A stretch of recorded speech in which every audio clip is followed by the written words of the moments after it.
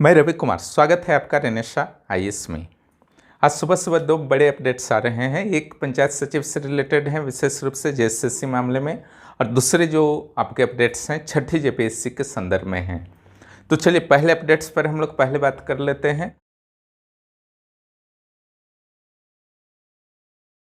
तो इस संदर्भ में कहा जा रहा है कि सरकार ने पूरी तरह से यह मन बना लिया है कि जब तक सोनी कुमारी के मामले पर सुप्रीम कोर्ट के द्वारा निर्णय नहीं दिया जाता है, फाइनल जो भी डिसीजन आएगा, तब तक जो माननीय हाई कोर्ट के द्वारा कुछ दिनों पहले सरकार को जो नोटिस दी गई थी कि 4 सप्ताह के अंदर बताएं कि आखिर नियुक्ति क्यों नहीं हो रही गैर अनुसूचित जिलों के पंचायत सचिवों की, ठीक है, क्योंकि वहाँ पर कोई रोक नहीं है 11 गैर अनुसूचित जिलों की। लेकिन मेन समस्या है नियोजन नीति से, वह भी जुड़ा हुआ था और नियोजन नीति से बाकी 13 जिले भी जुड़े हुए थे। तो इस संदर्भ में कहना है कि चूँकि हाई कोर्ट के द्वारा जब पहली बार आदेश दिया गया था 18 सितंबर 2019 को, वह अंतरिम आदेश था। अंतरिम आदेश में भी यही कहा गया था कि 11 अनुसूचित जिलों में अगर नियुक्ति सरकार करती है तो किसी प्रकार की कोई प्रॉब्लम नहीं है, विधिक संवैधानिक प्रॉब्लम्स नहीं है। तो इस संदर्भ में झारखंड सरकार के द्वारा सलाह लिया गया था महाधिवक्ता से। तो महाधिवक्ता के द्वारा यह कहा गया था कि जब तक अंतिम आदेश नहीं आ जाता है तो इस मामले पर सरकार आगे नहीं बढ़े। महाधिवक्ता का काम होता है सरकार को विधिक मामलों में, संवैधानिक मामलों में सलाह देना। तो सरकार सामान्यतः महाधिवक्ता के सलाह को मान लिया करती है, तो उसको मान लिया गया और अंतिम आदेश का इंतजार किया गया। इस मामले में झारखंड हाईकोर्ट का अंतिम आदेश आता है 21 सितंबर 2020 को। इस दिन यह आदेश दिया गया कि आप लोग 11 गैर अनुसूचित जिलों के पंचायत अभ्यर्थियों की नियुक्ति कर सकते हैं, इसमें किसी तरह की संवैधानिक अड़चन नहीं है।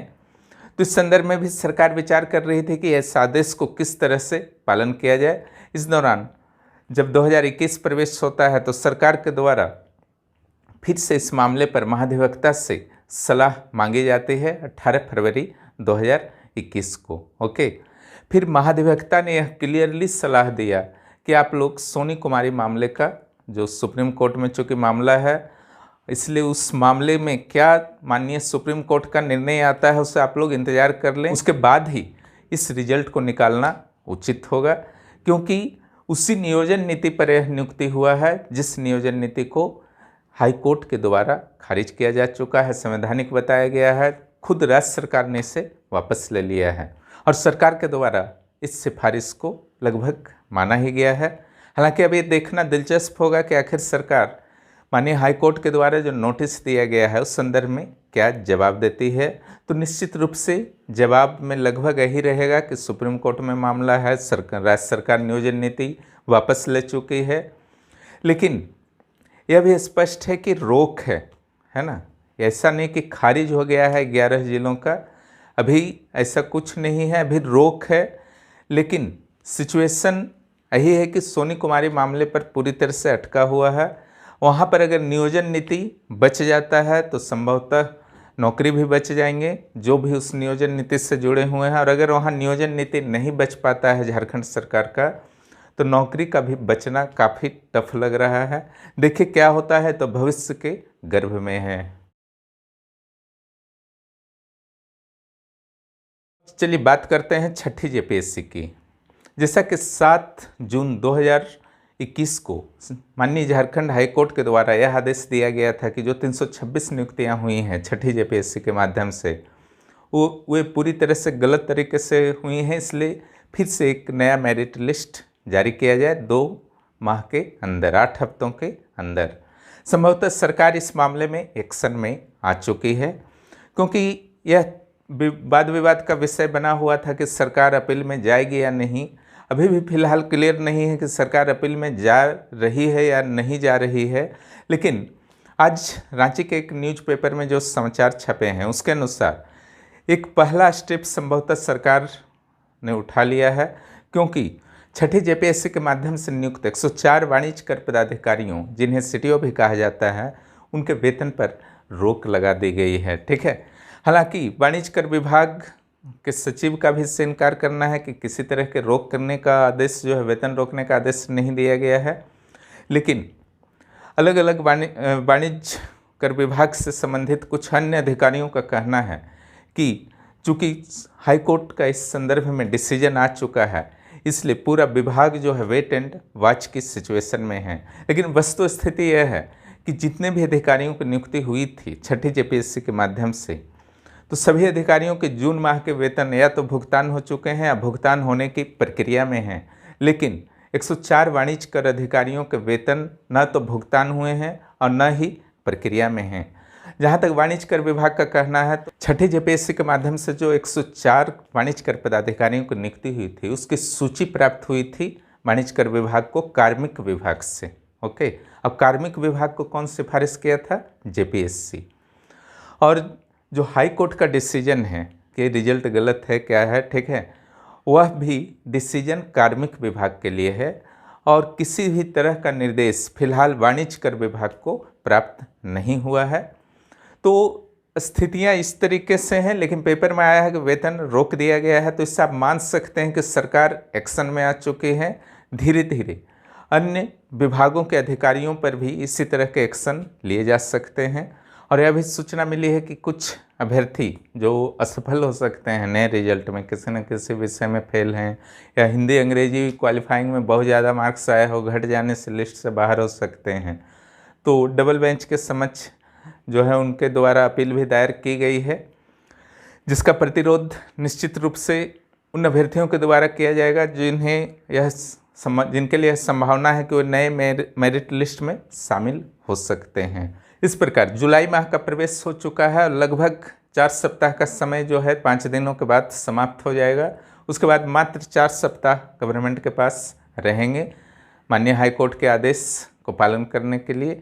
तो निश्चित रूप से सरकार जो एक्शन में आ चुकी है अब उसी ओर जा रही है। अपील की संभावना इस न्यूज के बाद संभवतः खत्म हो गई है, खास करके सरकार की ओर से और जेपीएससी की ओर से, क्योंकि संभवतः सरकार और जेपीएससी को भी यह फील हो रहा है कि अपील में जाने के लिए जो मजबूत आधार होने चाहिए थे वो आधार कहीं ना कहीं नहीं है। ठीक है, इसलिए इस तरीके का एक्शन लिया जा रहा है। देखिए आगे क्या होता है, बहुत जल्द ही सारे न्यूज आ जाएंगे और जैसे ही कुछ न्यूज मिलते हैं किसी भी सेक्शन में जेपीएससी जेएसएससी से रिलेटेड, तो निश्चित रूप से आपको सबसे पहले जानकारी इसी चैनल से मिलेंगे। आशा है कि आप लोग करेंट अफेयर्स कंप्लीट कर लिए होंगे। उस बुक को आप लोग अवश्य ले लेंगे जिस बुक को मैंने बताया था, प्रतियोगिता दर्पण वार्षिकांक।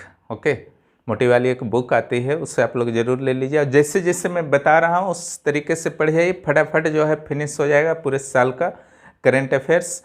कोई तनाव नहीं होगा, आपका एग्जाम में आ जाएगा, निश्चिंत रहिए। झारखंड का तो दे ही रहा हूँ, ठीक है। तो 15 और 7 15 + 7 22 क्वेश्चंस की तैयारी इन क्लासेस से हो जाएंगे, ठीक है, यानी कि 44 मार्क्स।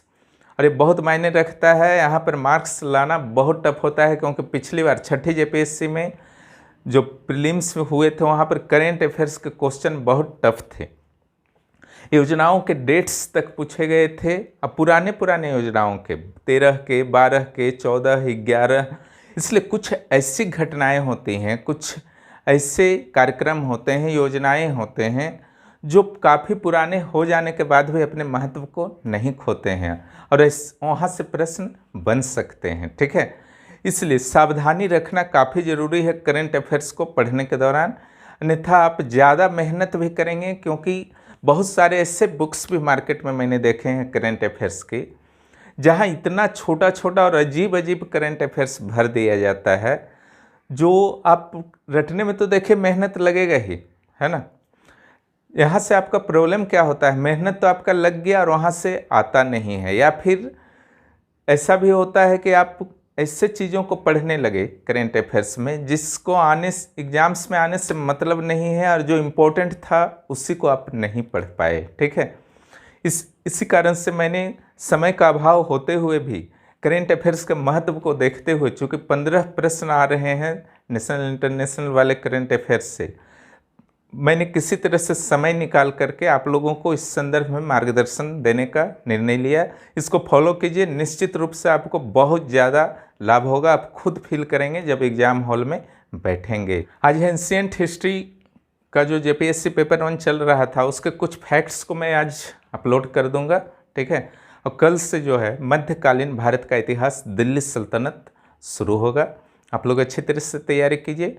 और कई स्टूडेंट्स इकोनॉमिक्स के लिए बोल रहे थे, तो निश्चित रूप से पहले हिस्ट्री हमारा टारगेट है, उसके बाद ज्योग्राफी टारगेट है, फिर इकोनॉमिक्स और पॉलिटी टारगेट है। सारा होगा, निश्चिंत रहिए। साइंस भी मैं प्रयास करूँगा, फिजिक्स, केमिस्ट्री, बायो पढ़ा देने का, और संभव हुआ तो साइंस टेक्नोलॉजी के भी कुछ इम्पोर्टेंट सेक्शन को मैं पढ़ा दूंगा जो प्रारंभिक परीक्षा की दृष्टि से इम्पोर्टेंट हैं। कोशिश हमारी ओर से पूरी है, ठीक है। आप लोग भी अपनी ओर से पूरी कोशिश कीजिए, निश्चित रूप से सफलता जरूर मिलेगी। कहा जाता है ना, कोशिश करने वालों की हार नहीं होती, ठीक है। इसलिए भरोसा रखिए अपने आप पर। एग्ज़ाम करीब है, परेशान नहीं होना है। सारे मटेरियल्स अपलोड हैं, और जो सेक्शन बचे हुए हैं उस पर मैं प्रयास कर रहा हूं कि फटाफट आपको मटेरियल्स मिलते जाएं, क्लासेस मिलते जाएं। क्लासेस को देखिए, समझिए, याद करना बहुत आसान हो जाएगा। याद करने के बाद लिखिए ज़रूर, बहुत इम्पोर्टेंट है। यही बात करना था आपसे। चलिए फिर मिलते हैं अगले क्लास में। जो भी इस चैनल पर नए आए हैं पहली बार, वो सब्सक्राइब कर लें और दोस्तों को इस चैनल की जानकारी दें। वीडियो देखने के लिए बहुत बहुत धन्यवाद।